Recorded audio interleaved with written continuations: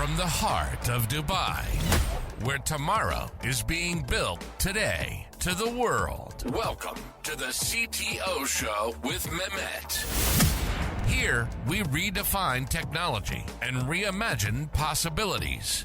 With Mehmet, delve into the riveting realms of AI, cybersecurity, and digital technology. Experience the thrilling highs and lows of startups. Immerse yourself in the spirit of entrepreneurship and witness the future of business innovation being written in real time. Now, without further ado, let's tune in and explore the future. Hello and welcome back to a new episode of the CTO Show with Mehmet. Today, I'm very pleased. Joining me, Radhika Dutt. She's author of Radical Product Thinking. We're going to talk today about a topic which, in my opinion, is very important about, how we measure success. I don't want to steal much from, my guests usually, Radhika. I keep it to them to introduce themselves. So tell us a bit more about you, your background, your journey, and what brought you to write the book and do what we do today.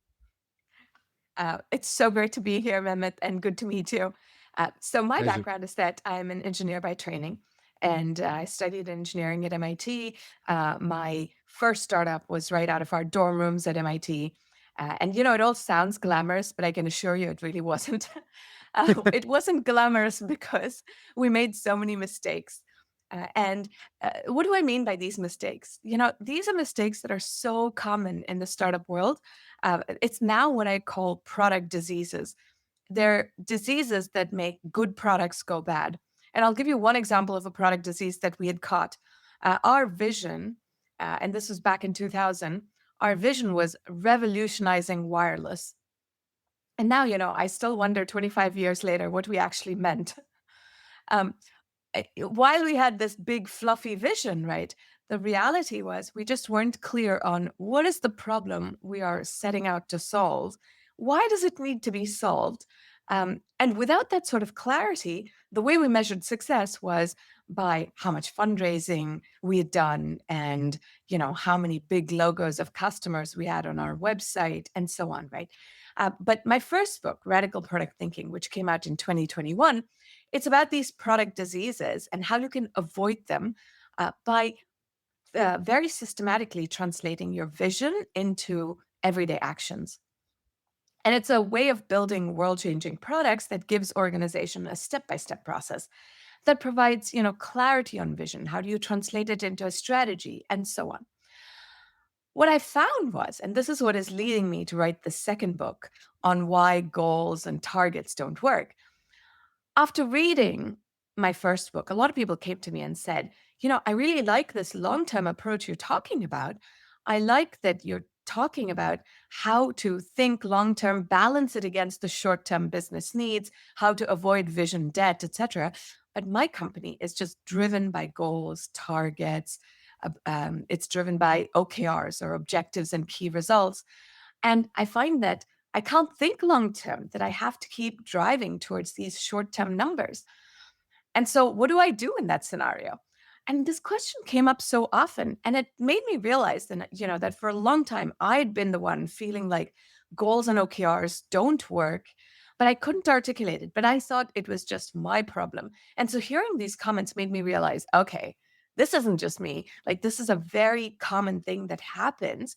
And so what do we do instead? And that's what led me to work on this next book that I'm working on.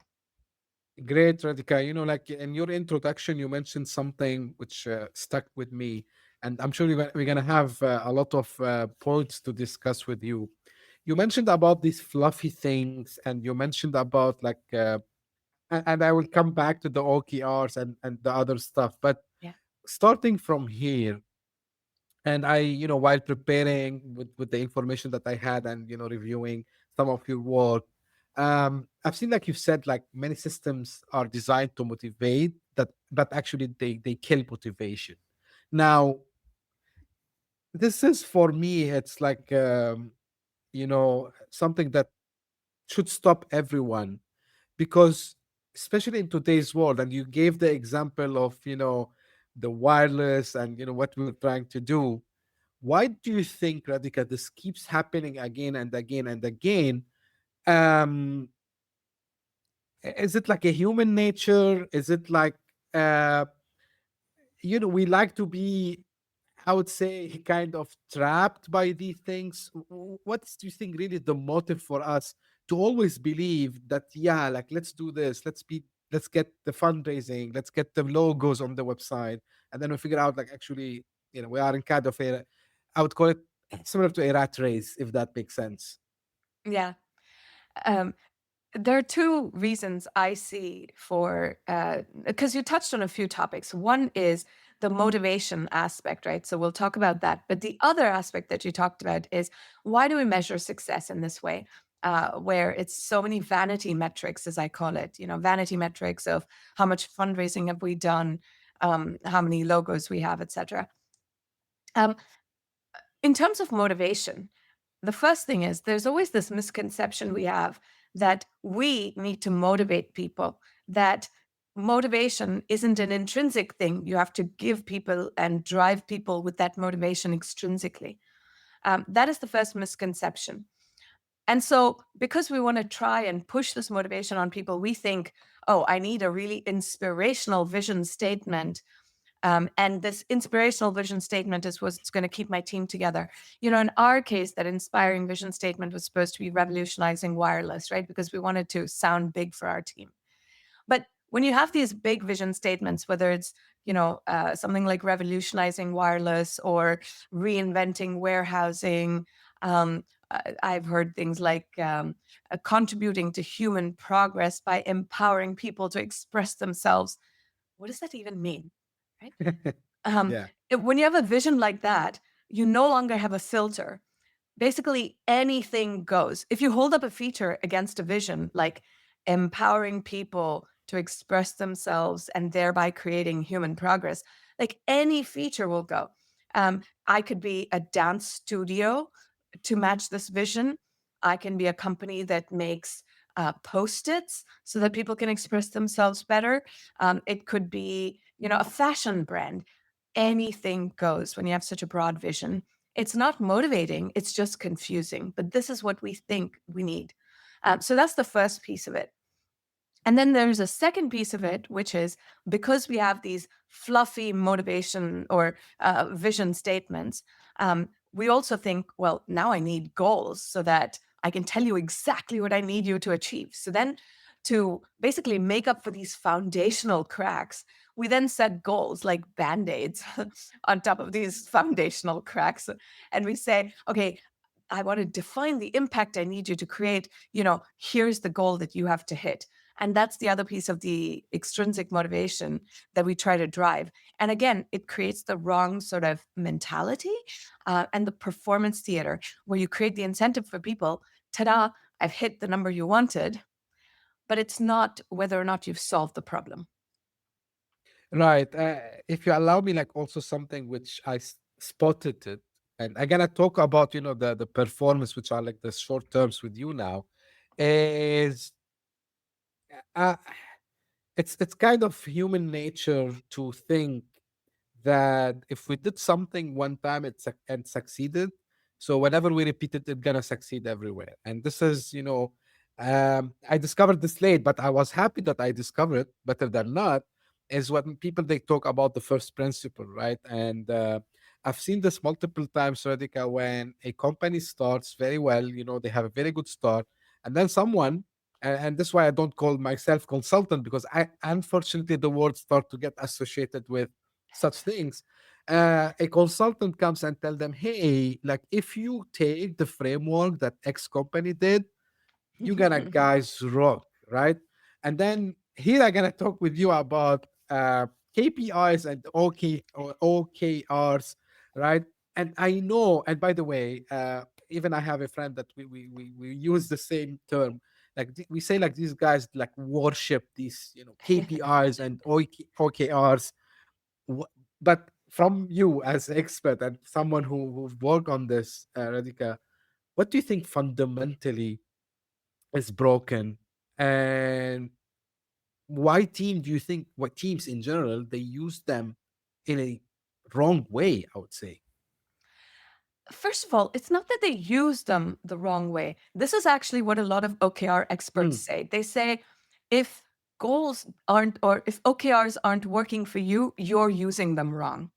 And mm, it's really not you. It's not that you're using them wrong. Here's the fundamental issue with OKRs. What happens is OKRs give people the incentive that you have to hit all of these numbers. And so the incentive it creates for teams is I want to show you that I'm a high performer. And to show you that I'm a high performer, I'm going to show you that I've hit these numbers. So let's take an example. When you set, let's say, the OKR that we want to grow the business, and one key result is get to 20,000 signups by the end of this quarter. Well, when you set a number like that, I'm going to want to show you that I've hit 20,000 signups. Like, you set me a target. I'm a high achiever. I will do it. So I go get those 20,000 signups. But you know what? It makes me look less deeply at what did I do to get those 20,000 signups? Maybe I threw a bunch of money into doing paid advertising to be able to get those 20,000 signups. I didn't build sustainable sales channels that actually cost less. Or maybe it was that I got those 20,000 signups, but I wasn't removing all the bot signups, etc. Because, hey, it helps me hit my number. And honestly, the last piece of this is not even malicious. It can be subconscious. It can also be that I hit the 20,000 sign up number and I'm happy and I say, great, I'm done. But then if I look underneath and say, how did I get those 20,000 signups? Maybe I discover actually it's not the target segment of people that we are targeting at all. I know that it was a bunch of students who signed up and they're not going to convert to anything else. This is a product for managers. It's just students happen to sign up because that's, whatever sales channel got them into it. My point is when you set targets, people are showing you the good numbers.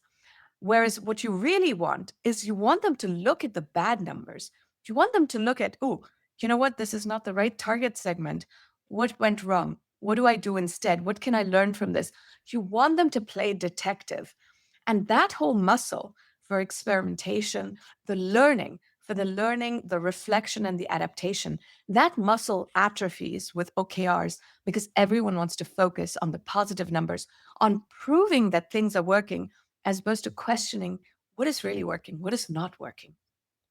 and just as a follow up, Radhika, I'm wondering why people they don't figure out that this is contradictory, for example, with something like design thinking, because you need to have these mistakes recorded and followed up, and then you try to go and improve. And this is the story of every startup, every company, whether it's like whether it's Google and other. I'm saying Google because we know, like, Google, they have standardized on the OKRs.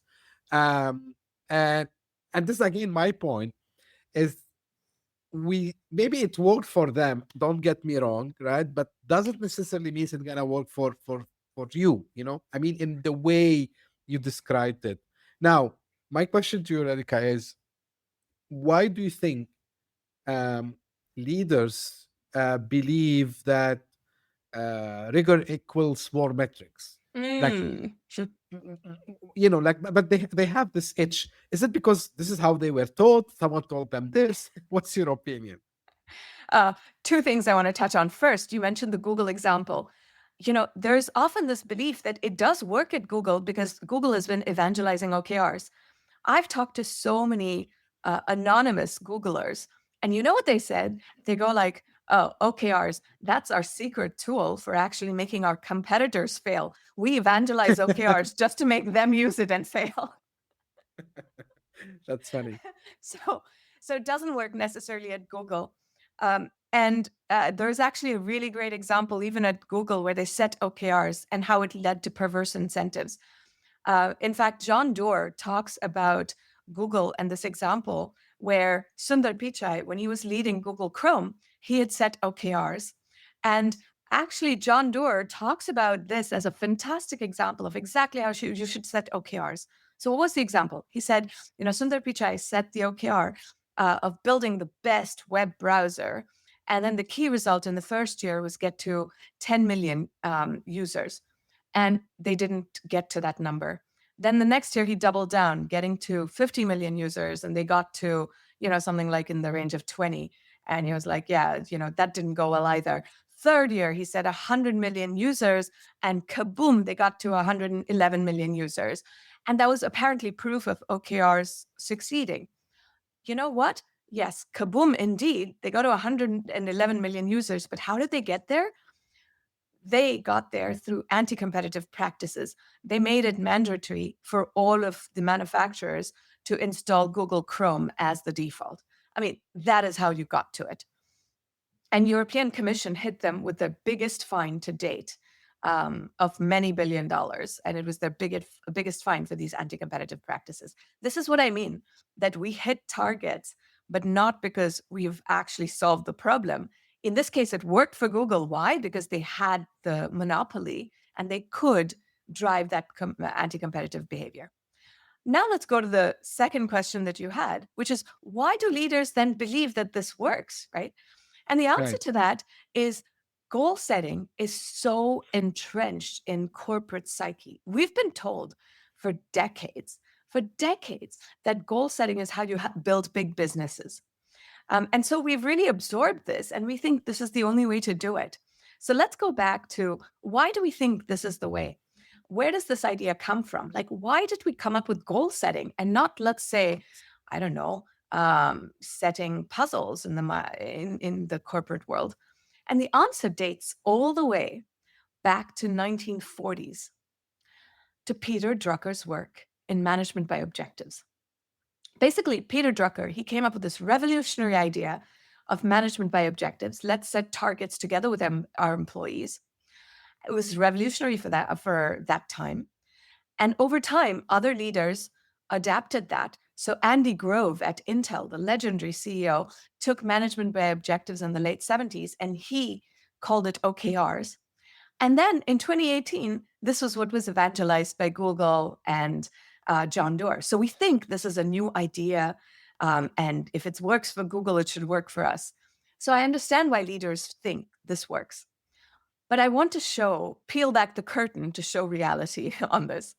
Let's look Yeah. at 1940s. What was the problem that Andy Grove was solving? So I did some research. He had been working with General Motors at the time. And the problem statement with General Motors was that he was working with primarily a workforce that was doing repetitive tasks. There was no automation. And there's one right way to do things on the assembly line. There's one right way to install tires, to screw in this. Like, there's one right way. And in that scenario, goals work. This is what research shows. When you have a repetitive task, like when you're lifting weights in the gym, when you are stuffing envelopes for a campaign, if it's a repetitive task, goals work really well to drive someone to achieve those numbers, right? And this is why his scenario at General Motors in the 1940s worked. Now let's take the same scenario and think about the workforce today. Everything that can be automated and more has already been automated. We have a workforce that is not working on repetitive tasks. Every problem they work on is typically a complex problem that's more like solving a puzzle. And yet we're using goals. So what happens even on the manufacturing floor? At Boeing, you've seen the kind of quality issues when you have production targets. And it's because everything that's been automated has been already. That's make a lot of sense. I gotta tell you, one thing also. This is why personally, and you mentioned about how this was working for 1940s in manufacturing with known factors, right? So as you said, like, yeah, we know exactly, how the assembly works. So if we try to say, yeah, like we want to get 40 of this per hour, let's say 40 cars, right? So we know exactly what's the process, and then either you add, you know, more people on the line, you add additional production lines, whatever. Now, this is why myself, I call myself the anti-playbook guy. especially I work in sales also as well. And every time they used to bring us, without mentioning, of course, with respect to every person in this, because I know also they put efforts in this. It's not like to, put them down. But um, I get your point, which I am advocate of it. It's about the knowns and the unknowns. And for example, that's why I tell people, like, when you try to bring any KPI or measurement of success for sales organizations specifically, and this applies to startups because I have like love for them and I want to succeed. So I tell them, guys, don't go bring a playbook, whether it's OKRs, whether it's like any other framework, because you don't know, you have unknown factor, you don't know like if are the market conditions the same that when these people came up with this framework, it's still applicable. Second thing, geography is people, right? So not all people they react the same way. Now saying all this, Radhika, and you see, like, I'm trying to take it from a big problem, which is it is. Some people might be listening and saying, okay, we get it. What's the solution? And I know, like, you propose a radical shift. You call it OHLs, objectives, hypotheses, and learnings. Tell us more about it. And by the way, Mehmet, I love what you said about frameworks. I am usually really against frameworks, right? And I know I offer frameworks, but at the same time, why am I so against it? Because I feel like exactly what you said. Frameworks, it's like physicists saying, "Oh, this is a great solution and it works for spherical cows in vacuum." And you go like, "I don't have spherical cows and it's not vacuum. How does this work for me?" It doesn't, right? And so to me, a framework isn't great unless it creates a mentality or a mindset that is shifted, and a framework brings about a mindset shift that yields better results. If a framework is just a process, it's just more work. And this is why I don't like OKRs. So let's talk about what is the mindset shift I'm working on bringing about. And OHL sounds dry. So once we talk about the mindset shift, the framework starts to become more obvious. So the mindset shift is, instead of goal setting, it's one of puzzle setting and puzzle solving, because that is more the nature of our work these days. We're solving puzzles at work. It's really complex puzzles. And so to bring about this mindset shift from goal setting to puzzle setting, let's take an example of how this framework works. And Sure. you mentioned sales. So I'm going to look at a sales example right now. Traditionally, the way you would do it is you would just set a target for sales, which is, you want to achieve X million in terms of sales targets by the end of this year. Instead, a puzzle would look like this. I would still maybe talk about, well, we want to get to X million in sales, but I see a problem. And the problem I see is sales grew in the last 3 years. They've really stalled in this last year. And I don't know what is happening. This is the puzzle. If I knew all the answers, this wouldn't be a puzzle. So here are some open questions I have. Is it that the market has fundamentally shifted? That maybe with AI, there's something happening and we haven't really figured out how to adapt to this market? Maybe it's that our messaging was resonating for the early adopters, but our sales message is not resonating for the mass market. Or maybe the problem is with our product and what we have built, that it resonated for our early adopters, but it's not meeting the needs of the mass market. And so I ask these open questions, and the summary of the puzzle is, how do I solve this puzzle to then get back to that growth trajectory? So now I have aligned the team. We've talked about what are the questions we honestly don't know answers to. And there might be, as a leader, different pieces of the puzzle that different functions take away. Now that we've set the puzzle, let's look at how we solve the puzzle. So the puzzle setting, by the way, is the objectives. Mhm. And now I've changed the name, by the way, of the framework. I now call it OLA instead of OHLs. Easier to Okay. say it, OLA. And the OLA stands for objectives, hypotheses, learnings, and adaptations. And Mhm. so the last part of this, the puzzle solving, is the hypotheses, learnings, adaptations. And it translates into 3 questions, 3 really easy questions, right? First one, how well did it work? What do I mean by this? Whatever your first attempt is at that puzzle, when you tried, how well did it work? And you notice the difference between goals versus this approach. I'm inviting the good and the bad when I ask, how well did it work? I'm not asking a binary question, did you or didn't you hit this target? It's really an open question. How well did it work? Let's look at the sales example. Maybe what I tried is, from the sales angle, I was managing to get meetings, but maybe when I'm trying to approach the mass market, my messaging wasn't resonating. So I'm trying this new messaging. And my hypothesis was this new messaging. How well did it work? Well, it turns out this is working. I'm getting meetings with those decision makers. So great. That's the answer to the first question. Second question, what have I learned? What have I learned from this? Not just numbers. Don't just tell me I got X numbers of meetings. Here's my sales pipeline, blah, blah. What have you learned? And the answer to this may be, great, I'm getting those meetings, but I'm finding that here in the mass market, there's an extra group beyond the decision maker that needs to approve. And I've traditionally just never targeted this group. I don't know how to talk to them or what drives them. So that's my learning. What have I learned? Then comes the third question. So based on how well it worked and what have I learned, what will I try next? Like if I had a magic wand, what will I ask for? This is the adaptations. Mm-hmm. And so in this third question, maybe the answer is, I'm going to create a webinar to address this group that I've never talked to before. I might also create materials that the decision maker can easily forward to this group to get them to buy in. And now, by the way, you notice that in how I adapt, it's already setting up that next puzzle. Because now I can try this out and see how well did that work? What did I learn from that? And what will I try next? And so, what this offers is a way of setting a puzzle and then solving a puzzle. But, how's this different from lean startup? You're not just focusing on experimentation.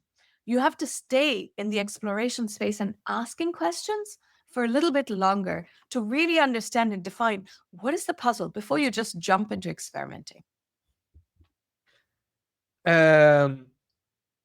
And I think this, Radhika, can be applied in any organization, regardless of the size, because now we're not. And I like the flexibility, which is the last part. I'm happy you corrected me. You call it now Ola, which is the adaptation, which I think this is where um the importance is. Like it's not a rigid framework playbook. People they love. And again, back to your intro, I'm going back there. People, we like to be attached to these things, and especially now with the age of AI and everything is changing around us. So we need this adaptation. Now, saying AI, and I know like we're not talking about the tech itself. um have you seen like organizations who are trying also to put as goals we want to be in the AI? Maybe we want to adapt it as a technology, or we want to create something with it. um have you seen any results by using your framework? They get maybe a better understanding on how they need to plan these and how they need to measure their success, rather going with like other frameworks or older models like the OKRs and KPIs and so on. Oh, what you say so resonates because there are so many companies right now that are thinking about, AI and also thinking about AI first. There's so much Yeah. FOMO, this fear of missing out. Like everyone who's saying AI first, like now it makes you think, oh, I need to do this too. Um, and so in terms of this puzzle setting and puzzle solving, in my own experience in working with consulting with companies in my role as a consultant, right? What we do is if we use AI, it is very deliberate. We've defined the puzzle well enough that we realize to solve this piece of the puzzle, we really do need AI. If there isn't a real need that this would help truly solve this problem, then there isn't a real need for AI. This is something that numbers are showing us right now in the economy, that there's such a huge outpouring of investment in AI that in many ways that is what is floating the economy, and yet most companies aren't yet seeing a return from it. And so in terms of a framework, the real question is, what is the problem you're solving? I mentioned vision at the very beginning, right? In the Radical Right. Product Thinking book, I talk about vision and strategy. Here's a framework for a vision so that you don't write, just BS visions like being the leader or revolutionizing wireless. So here's a vision statement in a fill in the blanks format. And I'm going to fill this out for a startup that I had in 2011, sold it in 2014. And I'm not going to tell you anything about the startup. I'll just tell you the vision. Today, when amateur wine drinkers want to find wines that they're likely to like, and they want to learn about wine in this way, they have to find attractive looking wine labels and find wines that are on sale. This is unacceptable because it leads to so many disappointments and it's hard to learn about wine in this way.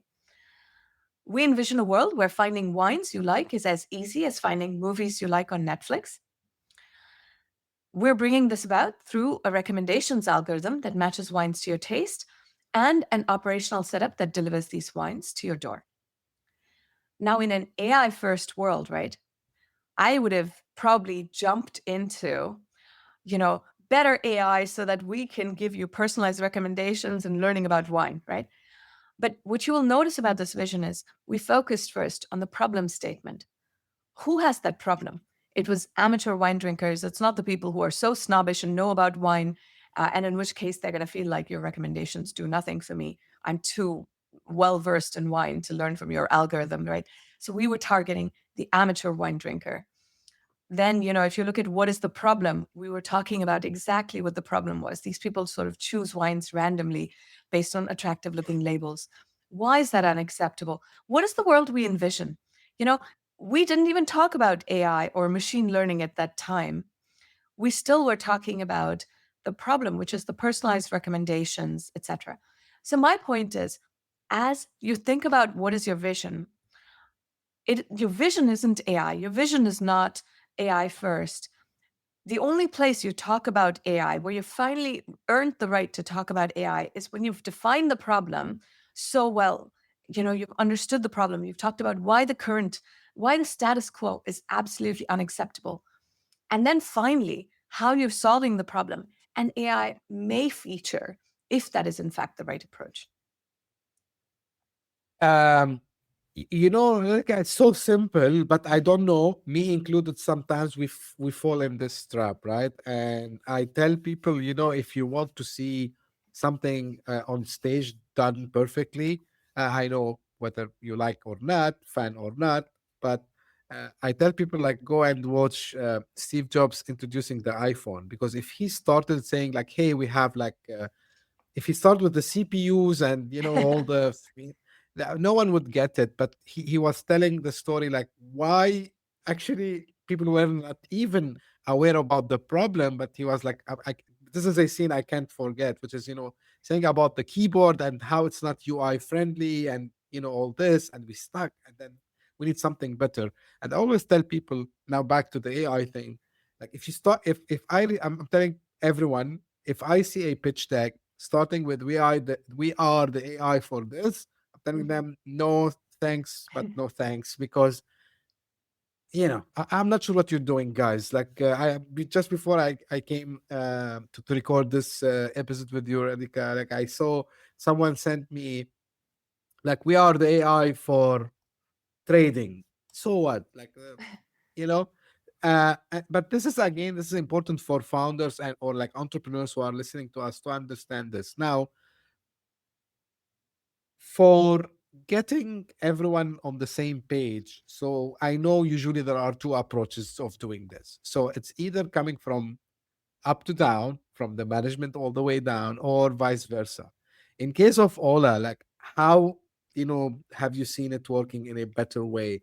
Is it like, you know CEO come and say, hey, like, I want to set this up in my company and I want everyone to be on the same page? Or is it like, no, people from down, they start and then it goes up, all the way up to the top management? Yeah, this is such an interesting question, also because I've tried and made mistakes. And so let me share my learnings along the way. Sure, please. So, my first mistake was going only top down. So, a company that I've been working with, I first talked to the leader and I said, let's not use OKRs or targets. Here's why. And I gave him all of this rationale that I gave you earlier in our podcast, right? And it turned out like it was really just hard for him to accept as a leader because, it's the only thing they know. Like goal setting is the only method that they know. So even when I introduce a new approach, yeah, it sounds good, but it sounds downright scary because I've never tried this before. And, there's this fear that if I'm doing this puzzle setting and puzzle solving, am I basically letting my team off to the playground and I'm telling them, off you go, play. When you're done, come back and let me know how it went. Puzzles have this connotation like, is it just fun and games that my team is off to go do? So there are two things, first of all, to know as a leader, which is puzzles is not just fun and games. It's incredibly rigorous because people are measuring more than what they would just with OKRs, because just OKR measurements and those targets are not enough. To be able to give me an honest answer to what have you learned, I expect a lot of measurement. And you should be able to tell the story about exactly what's happening. And if I ask a couple of questions and you don't know the answer, it tells me how deeply have you looked at the puzzle, right? And so puzzle setting and puzzle solving is very rigorous. But to be able to introduce this into organizations, I've had to both talk to leaders, but then introduce this to teams. So they didn't drop OKRs on day one. I introduced this to the product team and I was able to say, okay, from now on, just so that we understand it for ourselves, what is happening with the product. If you're thinking about a feature, let's think about it as a puzzle. Let's talk about what are we solving for. And then let's talk about the puzzle solving in this way of how well did it work? What have we learned? What will we try next? So I introduced this approach at this maritime company. And, the team started to come back to me with those answers. And then, by the way, instantly I started getting a better sense of like who is really good at solving these puzzles innately, who needs more handholding with this new approach of puzzle solving, right? And then just in the span of like two such presentations, it shifted the mindset altogether. Now Mhm. people were thinking about experimentation, learning, adaptation. They were thinking in this way when they were releasing new features. And that was really powerful to see this mindset shift from within, right? And then as teams got more comfortable in presenting in this way, in the safety of our group, then I introduced this approach at a management level, where in the monthly business reviews, we started presenting this information of how well is it working? What have we learned? What will we try next? And now it's become more normalized. Even when we do a design sprint, we talk about the learnings from the design sprint as here's the puzzle. Here is how well did we learn? What if we, or how well did it work? What have we learned? What will we try next? And sometimes, by the way, in the course of a design sprint, here's the puzzle we thought we had. We talk about our learnings, and then we realize we were completely wrong about what the puzzle actually looked like. That it wasn't a jigsaw puzzle, it was actually a Rubik's Cube, for example. um, and I think one thing, and here, as I was telling before the actual recording, so I have a lot of startups, scale ups, people who listen, and I advise them also sometimes. So one of the things, for example, about mainly OKRs is people's and any other similar methodologies, I would say.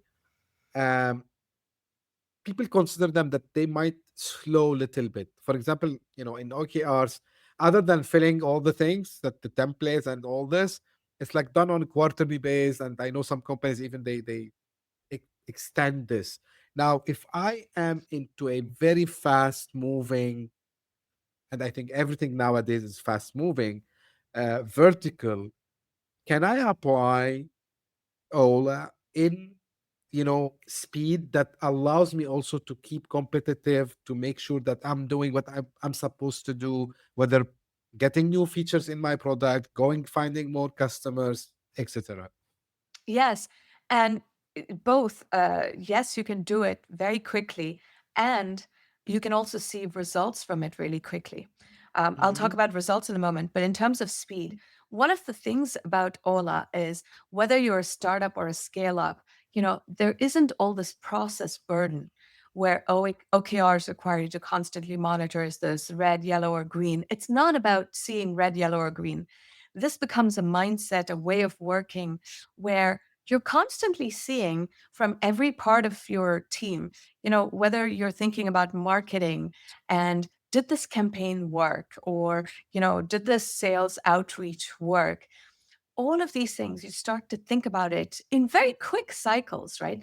Sometimes that cycle might be in the span of even a day, because I tried something, I already can see, are people clicking on this or not? It might be the span of a week. I've figured out the answers to how well did it work? What have we learned? What will we try next? In other cases, it might be a longer cycle, depends on the size of your experiment, right? And so that is the power of this approach. It's very flexible, that it's not about just quarterly goals or targets. You do the cycle as it, just depending on what is the size of your experiment. And it's more of a mindset than just process of doing this quarterly. The second thing is about success. What you'll find is two things. One, we talked about motivation at the very Right. beginning of this podcast. Puzzles are like catnip for your team. Whereas, especially if you have a high performing team, everyone likes solving puzzles in your high performing team. Whereas goals and targets are an extrinsic driver. Goals and targets about, someone else telling you you have to hit this number. Whereas when you talk about a puzzle, it's more like, and I do this in workshops all the time. I ask people to tell me how they feel this difference.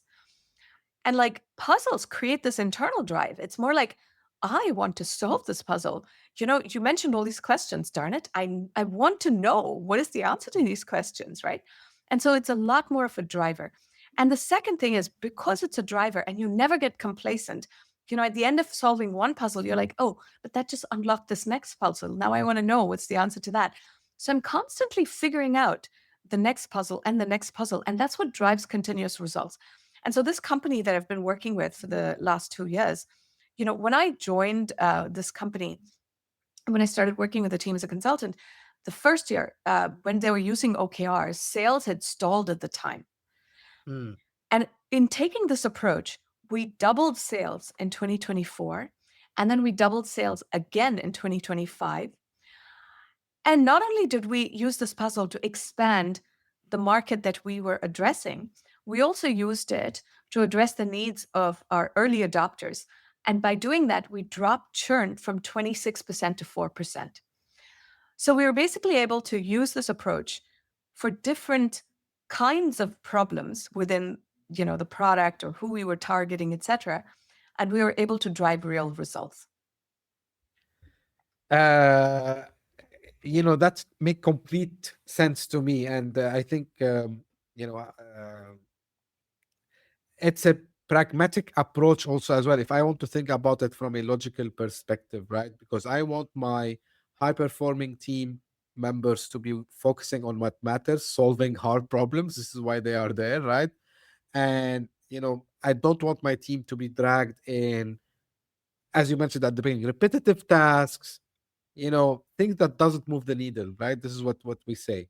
Now, saying this, Radhika, now imagine like the whole company now have the buy-in, but still they have some stakeholders that, again, if I might use the word, they want to see dashboards, KPI dashboard, whether they are like shareholders, investors, whatever. So now, what's the radical shift, if I might say it this way, in communicating this with everyone who is outside the organization in terms, of course, like shareholders, investors, and so on. Yeah. So there are two pieces to this. So one is, there's a company called ITX in the US. And the way they work, even with their board, is instead of just setting targets with the board, what they do is they talk about puzzles at a board level. They talk Mhm. about, what are the initiatives? What are the problems we're trying to solve? What are the problems this year that we're setting out to solve? And the initiatives that they're going to take on and how they expect them to solve those problems. So it's exactly this puzzle setting and puzzle solving sort of mindset, even at a board level. So instead of just talking about targets, they have different leaders in the organization facilitate these sorts of workshops where they're puzzle setting and puzzle solving.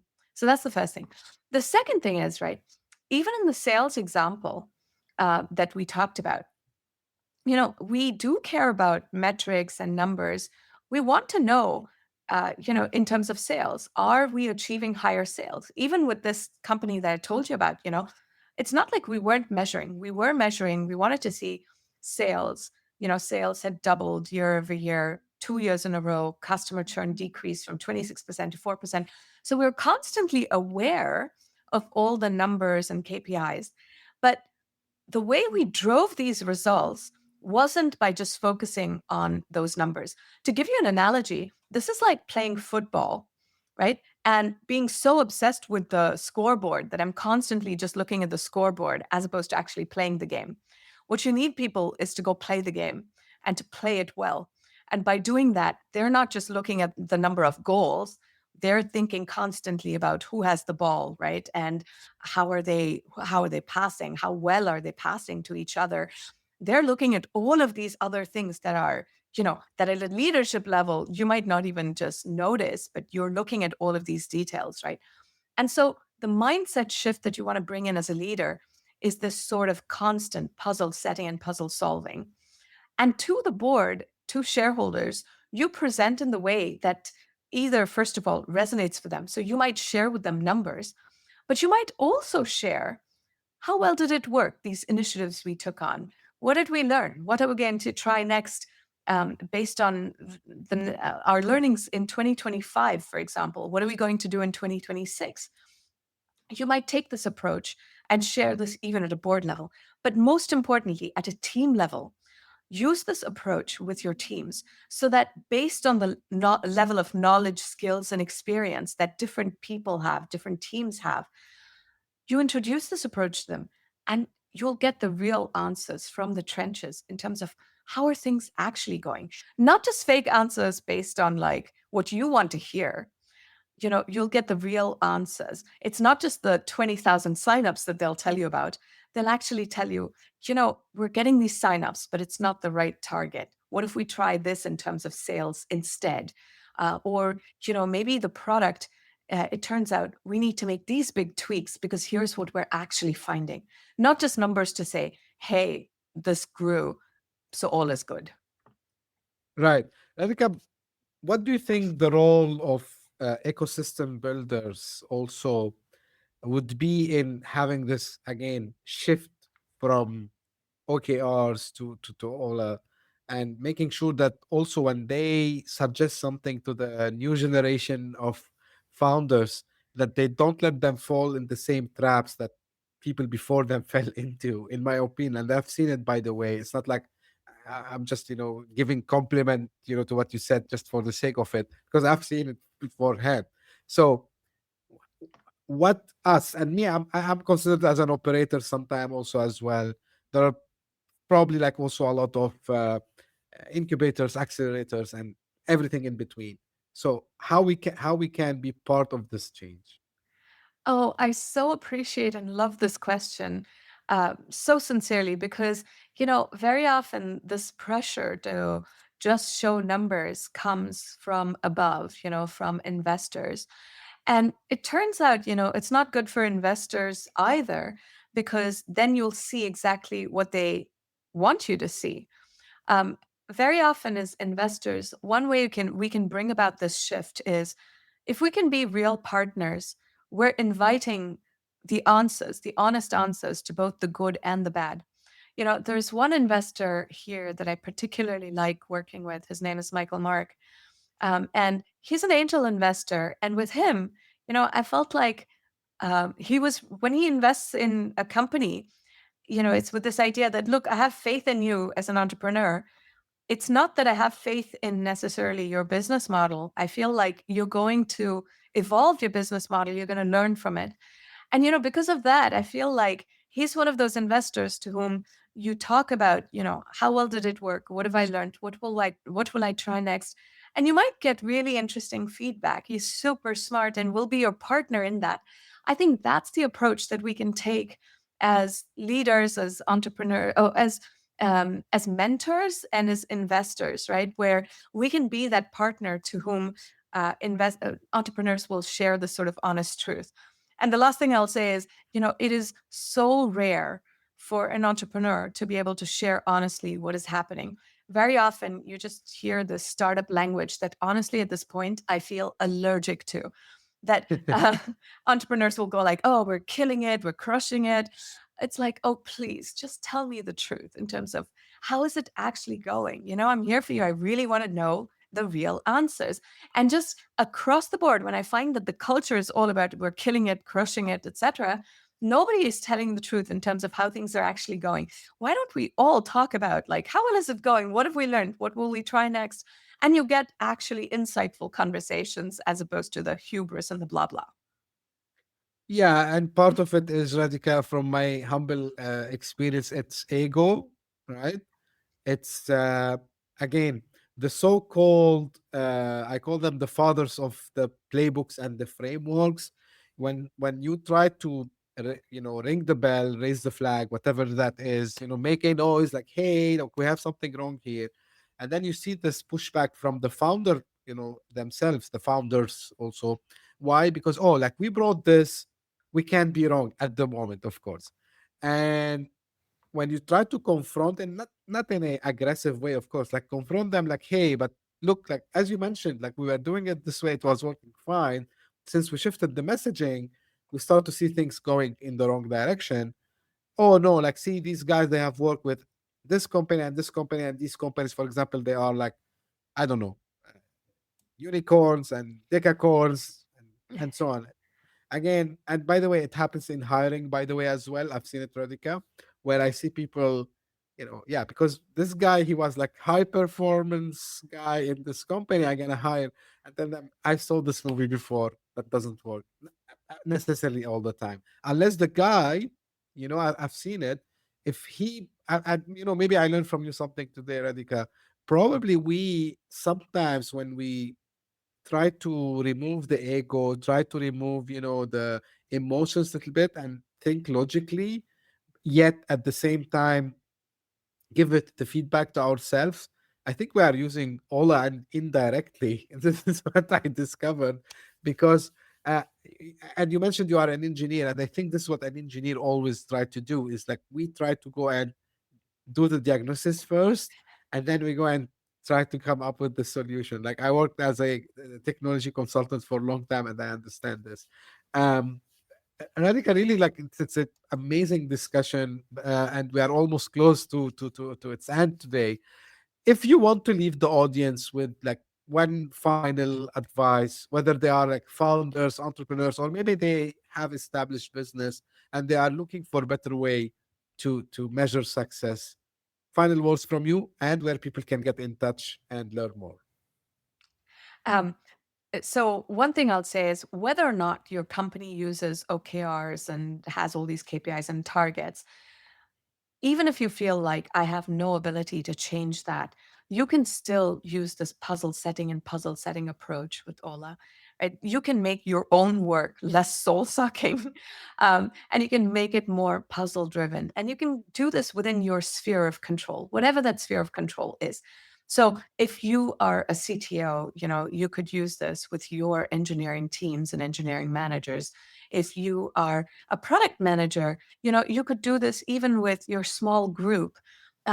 Wherever your sphere of control is, you can apply this approach of defining the puzzle and then solving it.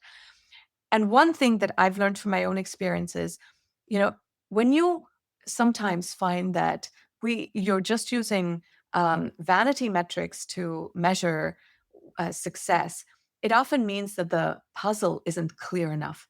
So spend some Mhm. time really defining the puzzle with your team. That's what creates alignment. And the second piece of alignment comes from solving the puzzle. Because as you talk about how well did it work, what did we learn, what will we try next, it creates so much alignment that you know exactly where you are and what needs to be done next. So that's the power of this. Regardless whether your company uses OKRs or not, you can do this puzzle setting and puzzle setting shift. And in terms of how to reach out to me and connect and learn more, you can download the free toolkit. Go to radicalproduct.com.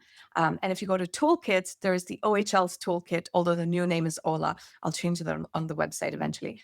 But I'll share a link for show notes. And also, as you use this framework, you're welcome to reach out to me on LinkedIn. I'll send a link to that too. So reach out to me on LinkedIn. Tell me about your experience. I'm in the process right now of writing my second book. So as you use this approach, if you want to tell me your story, it might just make it into the book as a case study. So you're welcome to reach out. Great. I will make sure that the links that Radhika mentioned, they will be available in the show notes. You can get them through the podcasting app you're listening to. So no issues in this. Radhika, I really enjoyed the conversation. Again, this is eye-opening, I would say. It's provoking in a positive sense, of course. And I think like every leader, every founder, they should be today reviewing what they have done before with whatever is the OKRs or any other performance metric they use or framework they use, and consider all that, because really it's something which is more human. And I like when you said it's not like soul sucking 100% with this. And just like fun fact, I know like even the people who sometimes they show you and they talk about these things, when you go out with them, right, get them on a coffee or beer, whatever, after work, and just listen to the stories. They hate it. We know it. So there's always, guys, a better way to do things. Don't overcomplicate your lives and just check Radhika's work. And again, looking forward when your book is out. So of course, like we can also help you in promoting that, Radhika, with pleasure. And yeah, feel free to get in touch with her, and I will put the links again in the show notes. And this is how I end my episodes. This is for the audience. If you just discovered this podcast by luck, thank you for passing by. I hope you enjoyed. If you did so, give me a small favor, subscribe and share it with your friends and colleagues. And if you are one of the people who keeps coming again and again, thank you very much. I'm repeating myself at the end of each episode, but this is a huge success, not because of me, because of my guests, of course, including you, Radhika, and the audience. Having us on the top 200 Apple Podcast charts since Feb till today. We are like not all the countries, but every week we are in a different countries. But in October 2025, we crossed like 12 countries simultaneously. I'm still waiting for my American friends to get in the US top 200 podcast chart, but we made it to the UK, we made it to Germany, we made it to Australia, New Zealand, and many other places in the world. So I'm waiting you guys. And as I say always, stay tuned for a new episode very soon. Thank you. Bye-bye. Hit that subscribe button, share the show with your tech-savvy friends and fellow entrepreneurs, and leave us a review on your favorite podcast app. Your support means the world to us.